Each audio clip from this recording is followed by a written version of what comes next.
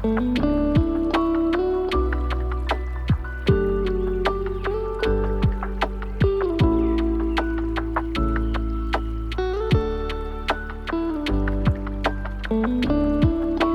there, and welcome to the Soil and Roots podcast, digging beneath the surface to uncover those hidden ideas that form us, the church, and even our culture. I'm Brian Fisher. I'm Kyle Moody. And I'm Tim Boswell. And this is episode 99. 99! Yeah, is that a movie reference? No, it's actually an old school. There's one person, actually my kids and my cousin will get that reference. So otherwise it's just the rest of the audience 99. It's fun to say. Try it. No, thanks. Oh, anyway, This is episode 99, and we are greenhousing episode 98, which was a wonderful conversation with Dr. Jim Reiter. So if you've been with the Soil and Roots podcast and community for a while, you know that most of the time, every other episode, some combination of Tim, Kyle, and I come back and debrief, go deeper, explore, wrestle with things that have been discussed in the previous episode. So you'll see that marked by a GH on the episode titles, however you're finding us. And that just means that we're going deeper on a previous conversation. So when that's the case, we always recommend that you go back and view or listen to the previous episode so that you have context for our discussion. Just a few notes before we begin today. Soil and Roots, if you want more information on us, you can find that at our website, soilandroots.org, and we are now all over social media. So if you're on Facebook or on Instagram, you can find us at Soil and Roots Podcast, Soil and Roots Podcast, and you'll find most of the videos and some short reels on YouTube. You can find us there at just Soil and Roots. And Substack has become quite the platform for us, actually. We have over 40,000 subscribers that get our weekly, usually, content on deep discipleship. All 50 states, 90 countries across the world. So if you're not familiar with Substack, you can check that out. But you can find Soil and Roots at Soil and Roots on Substack as well. So make sure you do that. We are a nonprofit, so if you'd like to financially support us, you can do so safely and securely at soilandroots.org. That allows us to reach more people, have more engagements and conversations around the depths of discipleship, as really all around the world, we seek to become more like Jesus. Speaking of becoming more like Jesus, Dr. Jim Reiter's conversation last time was very convicting. He's an amazing man. I've never met him physically, although we've talked about it several times, but in terms of a kindred spirit, in terms of someone who just knows and has experienced life in its depths, and as a fantastic communicator, this was just a great episode. Ironically, I think he expressed to me that he doesn't do a whole lot of interviewing or podcasting or media, and I'm like, Jim, man, we got to get you out there because the way that you communicate, the things you've learned are just so important to spiritual formation. So hopefully we see and hear much more of Jim Reiter in the coming days. Although to his credit, I think he spends most of his time doing what we've talked about, engaging in deep discipleship with individuals and small groups and deeply formative work. So, it's not like everything has to be bigger and better. And I know God is using him on some pretty cool ways. So, much like my interview with Adam Ormord, Jim has some zingers that he shares that were really quite good.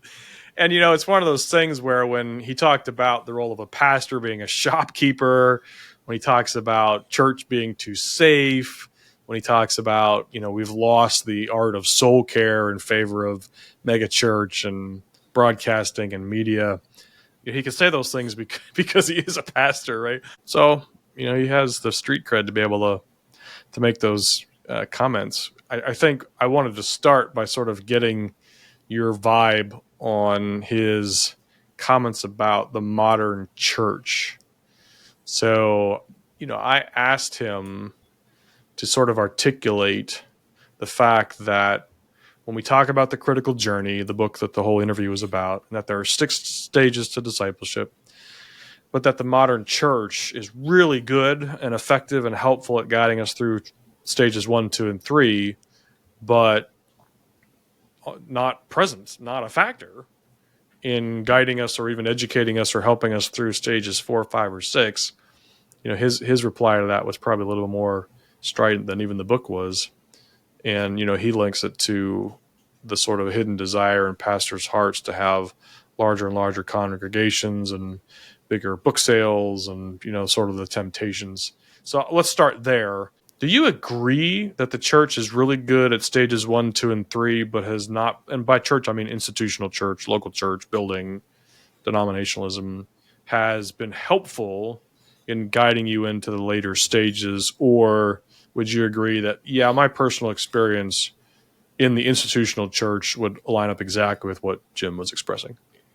Yeah, I mean, right off the bat, first of all, you would never think that this was his first interview. I mean, man alive, he seemed so natural and so at ease. I mean, and the vibe that I got from him was, I just want to sit down and hang out with him for a while. Oh yeah, because dude. He seems like such a great guy. Yeah, such a great thinker and so many great insights and so humble. And yeah, that was really a delight to listen to. In my experience, yes, the church is great at stages 1, 2, and 3.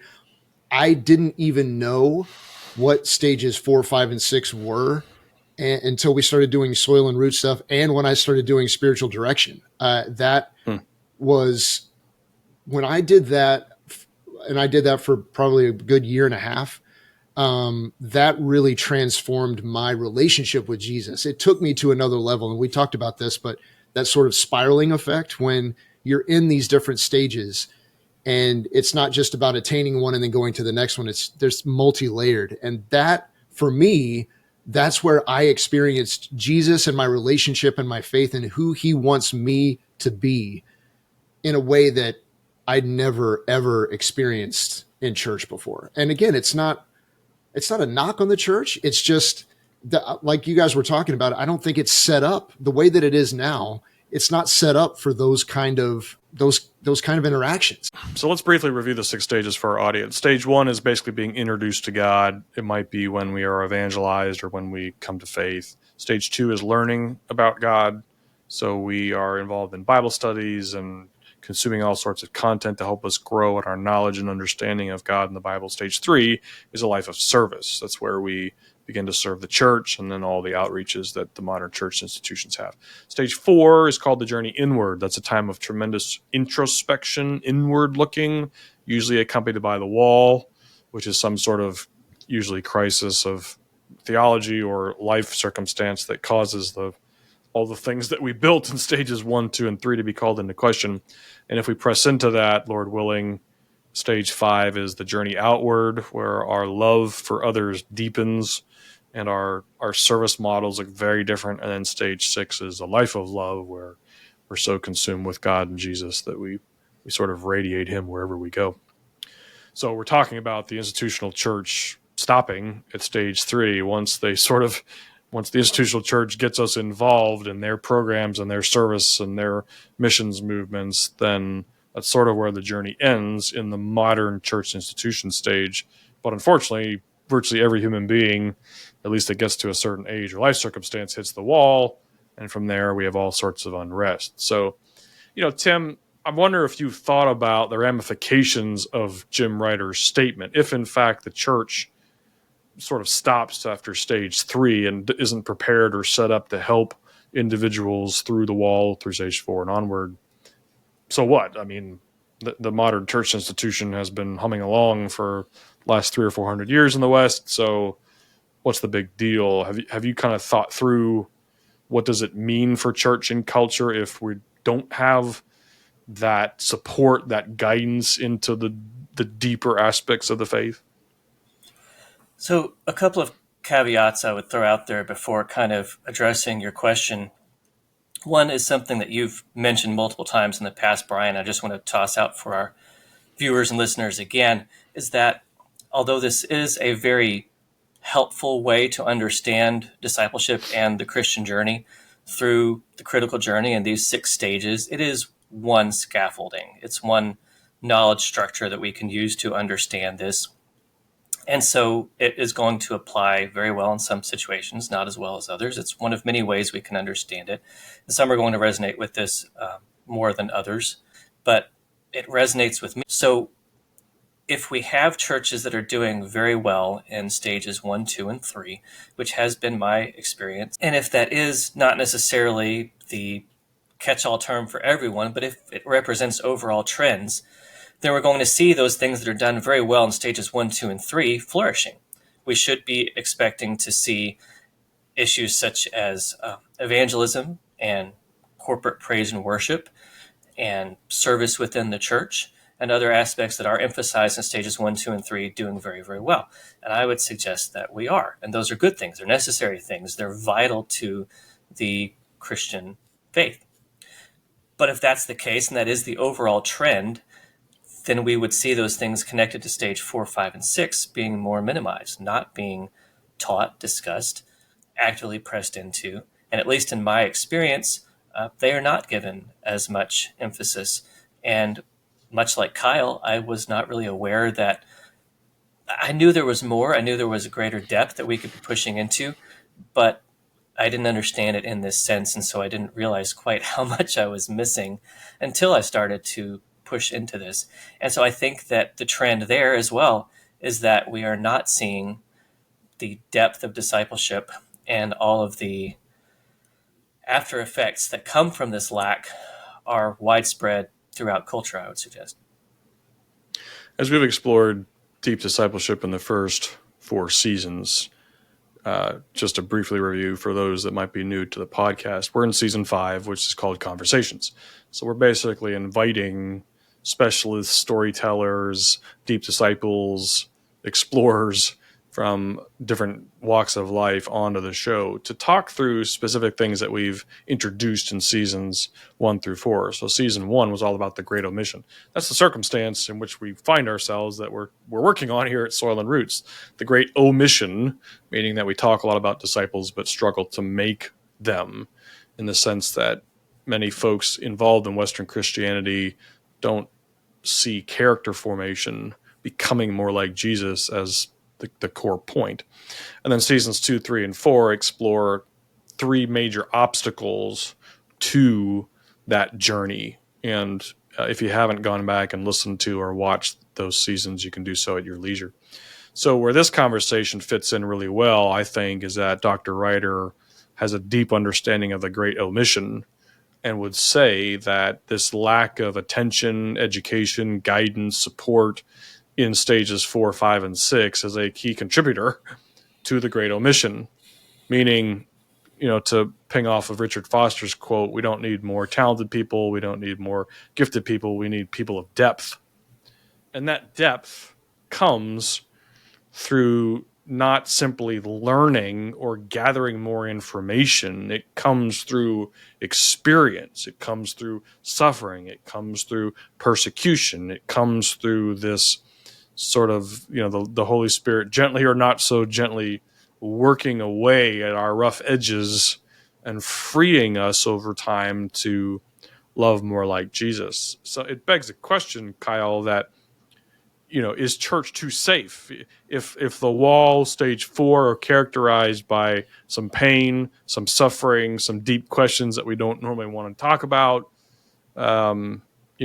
Dr. Reiter said, our kind of modern church institutions are sort of designed to make us mildly uncomfortable at times. But for the most part, he talked about that church in Houston is to make us feel good. Well, deep discipleship is not normally characterized by universally feeling good. As a matter of fact, it's characterized by some fairly painful introspection, at least at points in our life. So did that resonate with you? Is church too safe? What do you think? Yeah. When he said that it's like a glass of warm milk, I had to chuckle at that because, I honestly do feel that there's not enough wrestling going on. And like I said, when my relationship with Jesus went to another level when I started asking really sticky, really uncomfortable, hard questions. And for whatever reason, that opportunity never presented itself in church. Now, I'm not blaming the institutional church for that. It could have been, I had a part to play in that. I wasn't either ready or wasn't willing to acknowledge those kind of deep questions or dive into that. But what I'm seeing is that a lot of people are shying away from those kinds of questions, because we all have them. We all have these uncomfortable, sticky questions that we have about our faith, about God. From my perspective, it seems like people shy away from that because they're afraid to be judged. And if I'm questioning what God is doing, or even if God is real, or why would he do this? Why, if I even voice that, then there's immediate concern of, oh, well, I'm going to be labeled as somebody who is not a real Christian, or somebody who is not a person of faith, when in my opinion, it actually presents the situation that they are. I mean, that's the sign of a true believer. I mean, right there, what do you guys think about that? I agree with that, that I think people too often worry about how others will perceive them as Christians. And this is, everybody does that.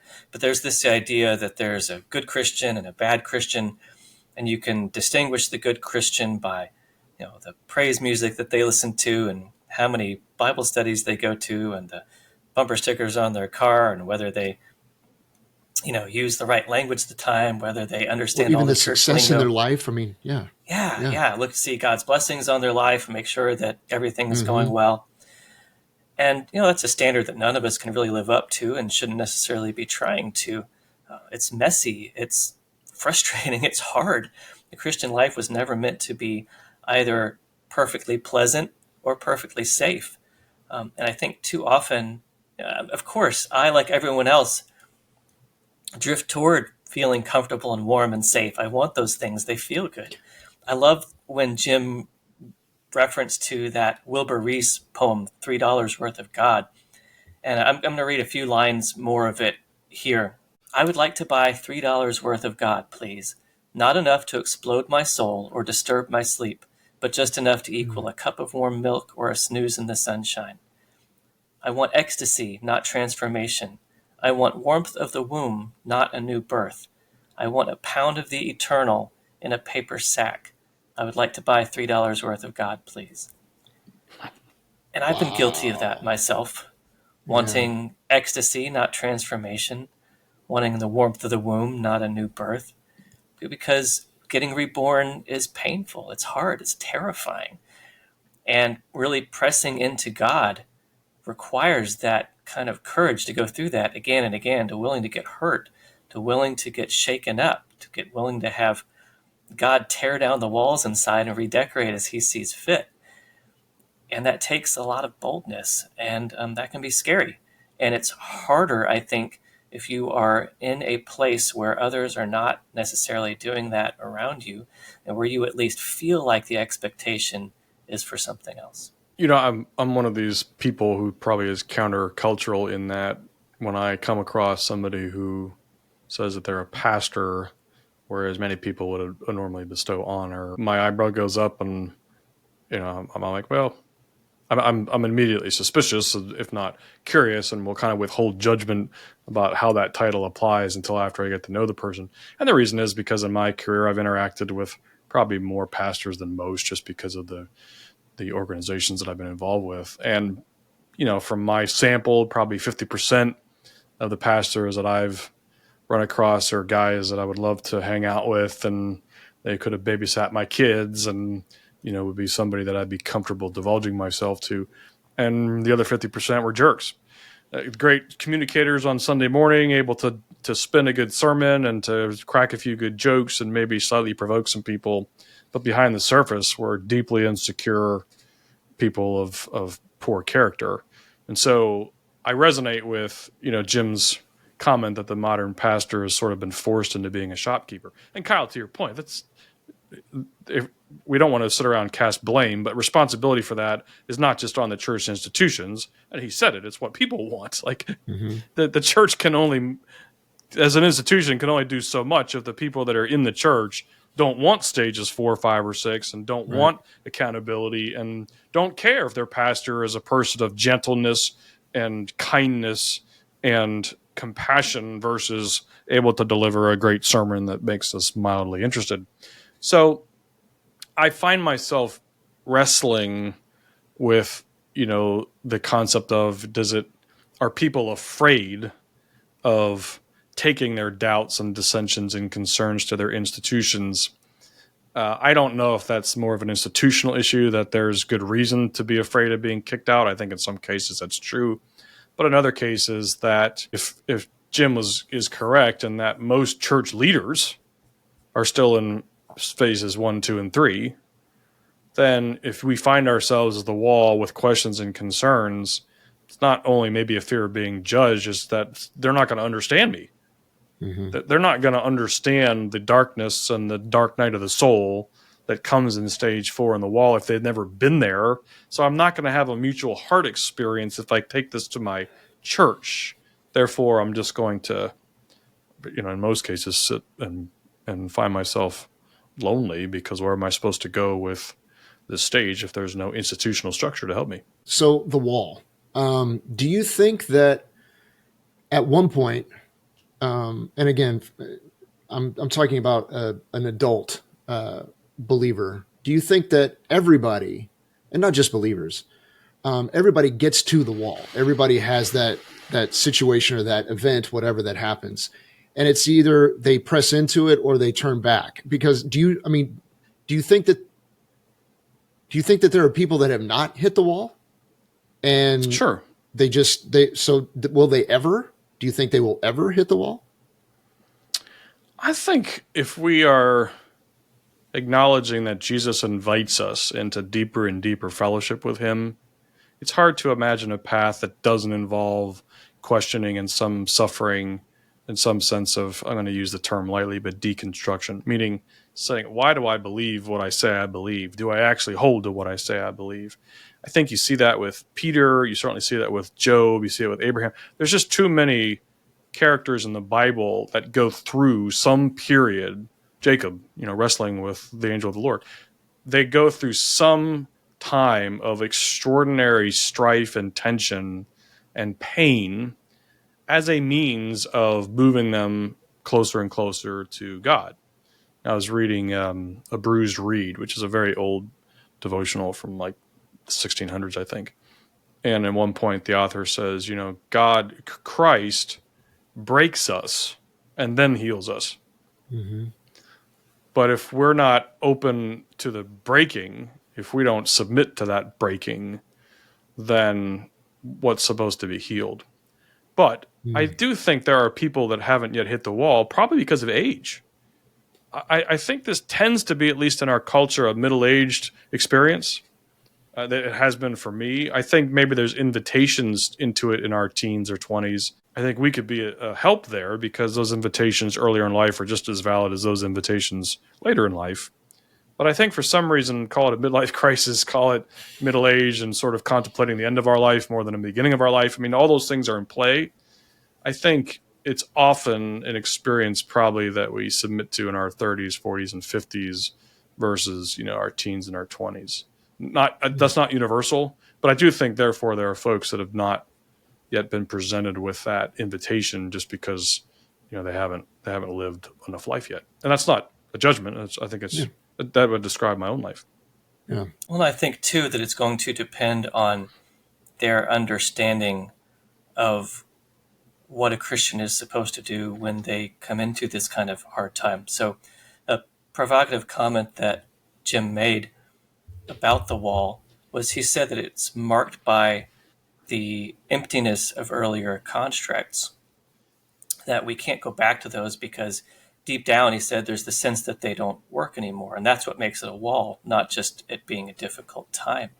So those that are still very grounded in stages 2 and 3 and don't realize that there's anything more, when they hit a wall, they may throw themselves deeply into service. They may try to deal with the wall by giving and serving others within the church or outside of it. Or they may go into stage 2, greater knowledge of God. They may think that what they need to do is just study the Bible and learn more. And that's a great way to deal with a difficult time or a crisis of faith. But if there's no sense that earlier constructs are empty, or there's no sense that there is more, and I don't mean to imply that service or knowledge of God are empty in any way. They are critical stages as well. But if there's not that sense of needing to push for more in the context of this difficult time, then it might not be a wall experience. It might just be returning to what they already know. So Jim used a couple terms during the interview with him, nuns and duns, which we might have danced around a few times here at Soil and Roots, but those are terms that if you study modern Christianity or culture, you're going to be familiar with. So a nun is somebody who is not, quote unquote, religious. Sometimes I think we can claim that non-religious people are very religious, but in terms of ascribing to a defined religion, certainly from a Christianity standpoint, they want nothing to do with it for whatever reason. They're nuns, no religion. A dun is a really interesting category, which is somebody who loves Jesus, but they're just done with the institutional church.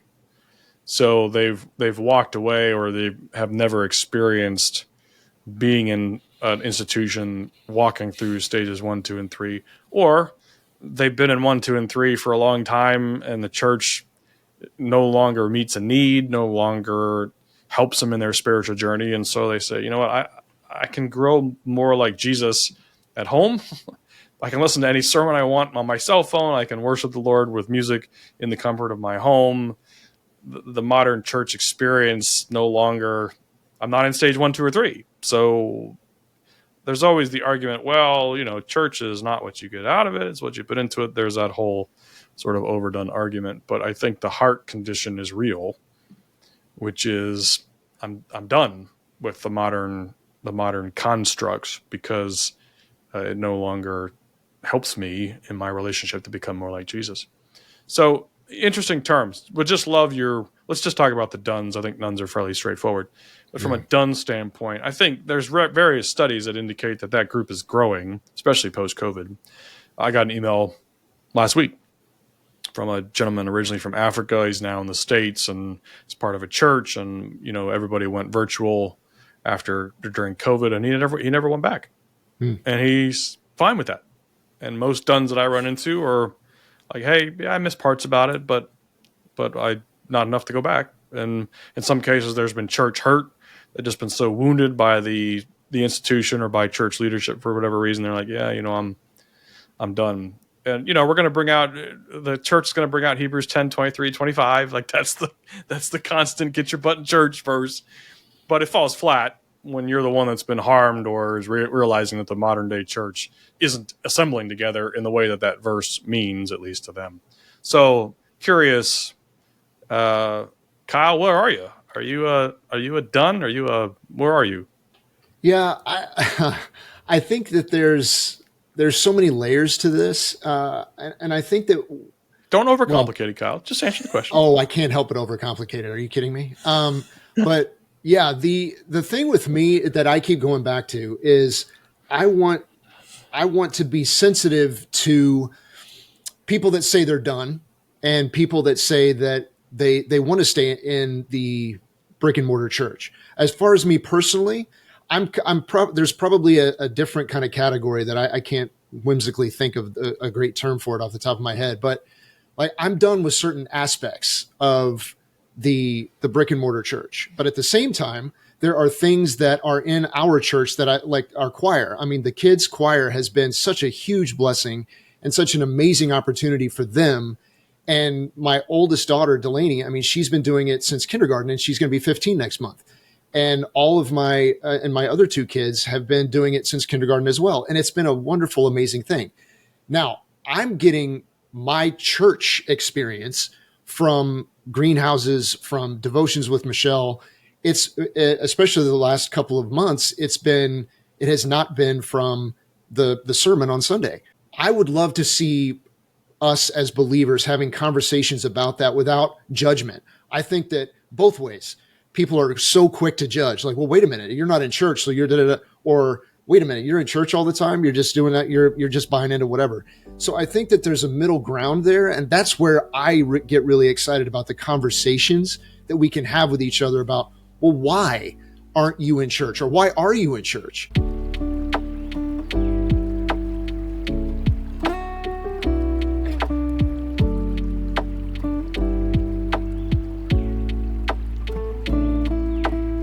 Tim, it raises an interesting I mean, all three of us are parts of local bodies. So, I mean, none of us are in the done category. We all understand the local church and what it offers and what we're to offer back to it as we seek to grow to become more like Jesus. At the same time, if Jim is right and the institutional church is focused on stages 1, 2, and 3 and not focused or even educated about stages 4, 5, and 6, matter of fact, most church leadership is in stages 1, 2, and 3. And yet the depths of our journey with Jesus are experienced in those latter stages. That's sort of, where we aspire to head because we want to become more like Jesus. So for the world, for the sake of the world, as Adam Ormord said, what do we do? I mean, I hear in both of your voices, hey, look, the church plays a very important role, maybe more in the life of my kids than in my own life, but it plays a very important role, which is great. I mean, that's part of being a father, being a mother.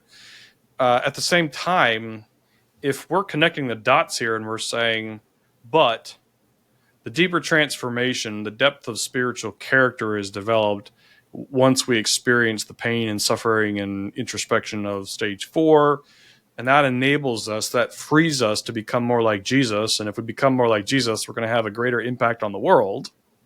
There's this catch-22, right? Mm-hmm. We want to honor the institutional church and recognize the tremendous benefits and ministry that's going on there, and it is.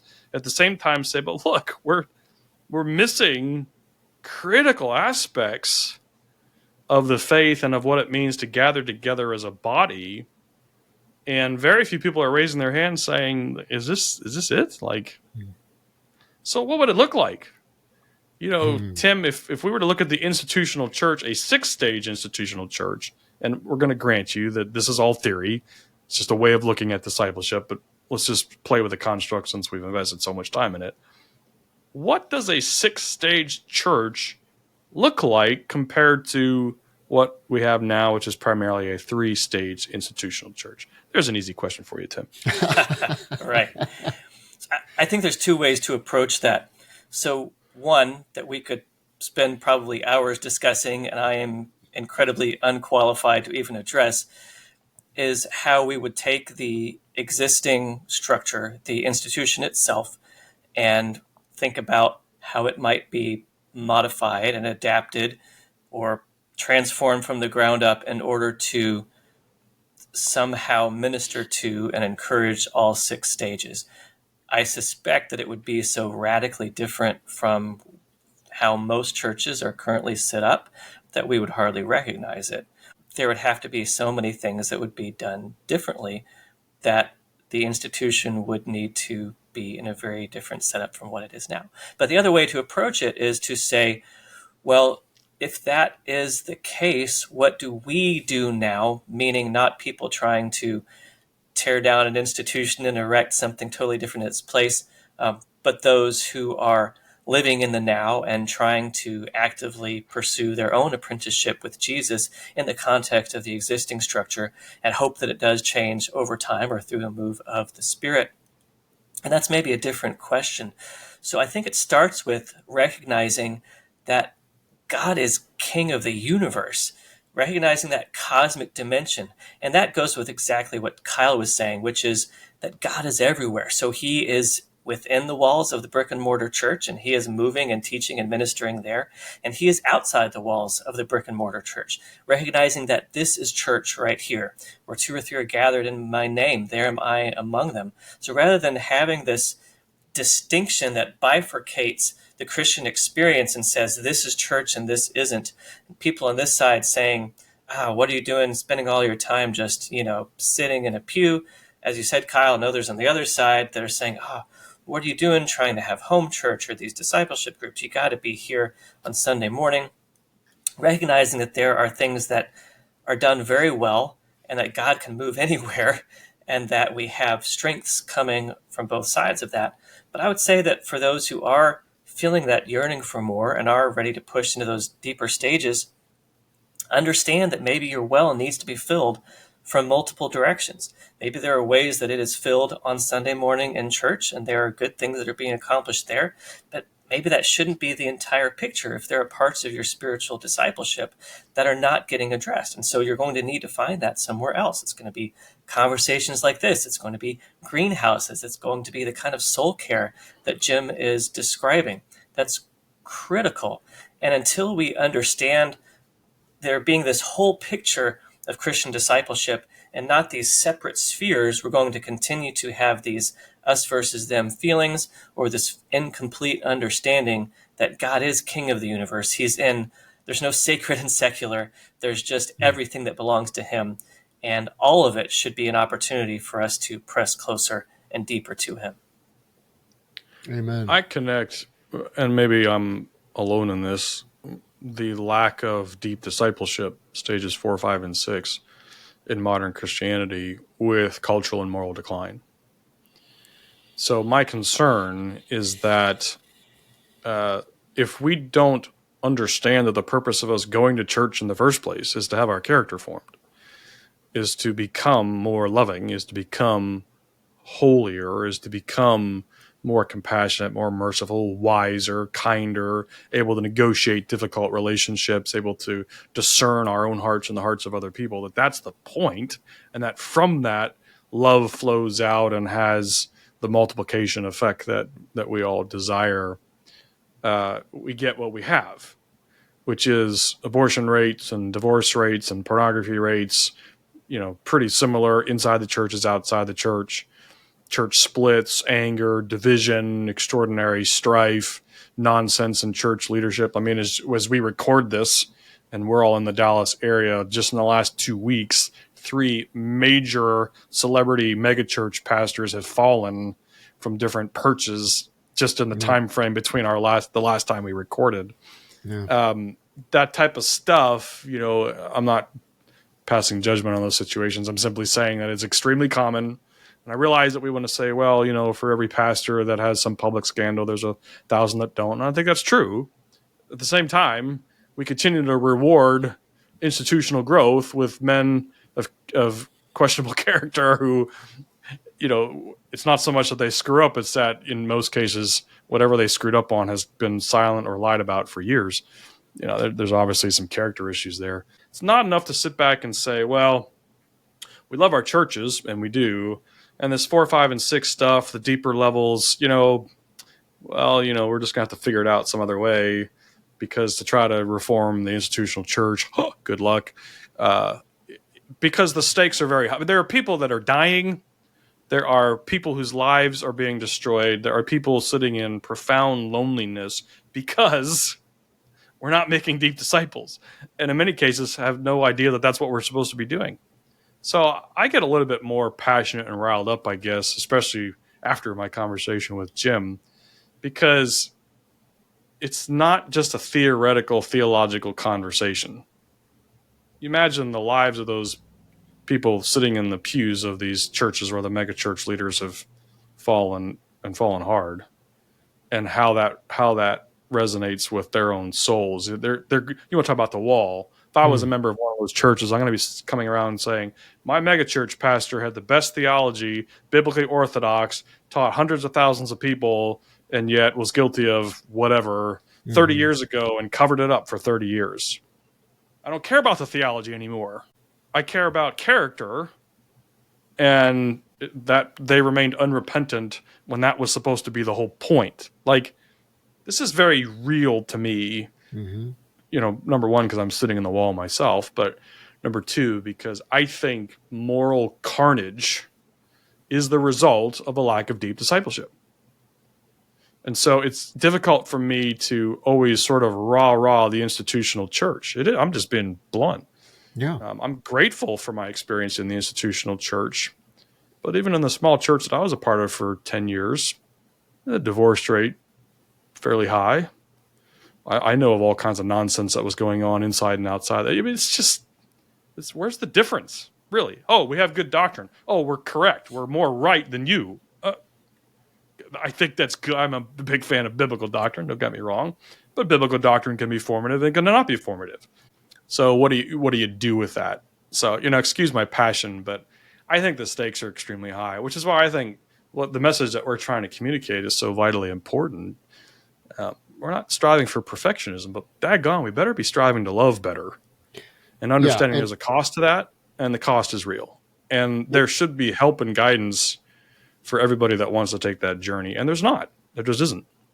And I don't for one second apologize for your passion. I think that that's where a lot of people get tripped up, is like, oh, well, I don't want to make waves. I don't want to say this. I don't want to offend somebody. I mean, I think we need more of this kind of mentality where, when something like this happens, the thing that you were just talking about, when these situations come up, we don't want to shy away from it. We want to jump into it and we want to talk about it and we want to wrestle with it. Is that fun? No. Becoming closer to Jesus, wrestling with stuff, and becoming the person that he wants us to be through these kind of communal experiences and wrestling with these tough questions. True community. Yeah, absolutely. Yeah. Not safe communities. Formative community. No, I should say there's very safe communities, but the discussions in their formation isn't always safe. Right. Exactly. There's a difference. Mm-hmm. Yeah. I'm very frustrated with all the news that came out this week. It only furthers my passion for deep discipleship. Again, none of us are sitting here saying we have this down. I've been very upfront that I've been on the wall for 3 or 4 years. I'm not nearly as loving as I should be. I have my sins. I have my patterns that I'm, the Lord is gently working through. But I think we're part of communities where that stuff gets worked out in very vulnerable, transparent ways so that we love better, more deeply down the road. Mm-hmm. And when the scandals hit and it hits the press, and you always see it on social media. Well, we're supposed to be following Jesus, we're fallible. Yeah, I get it. Except Paul said, follow the pattern that I have. Mm. Like follow me because Jesus is in me, and because I'm becoming more and more like I find this whole excuse like, well, Jesus is the only perfect human. It comes up very short to me, because I think we should be aspiring gently, slowly through time of becoming somebody worth following. Also understanding we're going to trip up and then repent, but that's different than being a statutory rapist and hiding it for 35 years. There's and raking in hundreds of millions of dollars in the process. So small communities, intimate, vulnerable, safe, where this stuff can get worked out and where love can be expressed, to me is a far greater solution than sitting around with 100,000 people, your closest friends, listening to some sermon every Sunday and thinking you've been formed. And for there to be a change, these kind of conversations have to happen, and people have to have the courage to speak out and to share about their own experiences and to share about it with others. Throughout history, again and again, we see change happening as a result of two things: as a result of a move of God and the power of the Holy Spirit equipping, and as a result of the passionate, committed efforts of a group of Christians working to make that change happen. And so long as just people are keeping it to themselves, or they are suffering in silence, or they are not speaking about it with others, then it's not going to change. It's not going to spread. But if people are experiencing this kind of real change and then sharing it with others, then that's how change happens. That's how something can take hold and take root. And that's what we're hoping for from the community that we're building here. That's what Jim is working toward with his work, and Adam Ormord with his. I see these popping up, and that's encouraging. That's exciting. But you're right, Brian, there's tremendous work to be done. And I do see this downstream devastation from both the withdrawal of church from culture and the lack of deep discipleship within its members. And so we've got to be talking about it. We've got to be spreading it. We've got to be bold enough to say, I don't have it together, but let's try together. Tim, you mentioned the kingdom. I was struck. We'll close by going back to the beginning of the interview because Jim started it by talking about cinema divina, and I thought as soon as the words came out of his mouth, I'm like, "Oh gosh, Kyle's gonna be jumping up and down, waving his hands." I texted you guys immediately when I heard that. I was like, "Oh my gosh!" Yeah. So if you haven't listened or watched Soil and Roots, Kyle is our resident pop culture junkie, movie aficionado. And what Jim talked about was in his work, they practice a spiritual discipline called cinema divina. So maybe some of you are familiar with Lectio Divina. Cinema divina means that we are going to watch movies together and identify Jesus' spiritual themes in the movies. See how Jesus is weaving himself into pop culture. Now, that's a kingdom perspective. Because for many moderns, we would say Hollywood bad. Put up the sign of the cross. All these movies are don't be. It's bad for your eyes, bad for your brain, and yet, and there are some movies which are. But in his case, he's taking some of the classic films that are difficult and contain things that we might find objectionable, and saying, "Hey, look, this is a reflection of life. Let's press in and see how Jesus is working in and through." "Quote unquote" secular, even bad institutions, and revealing himself there.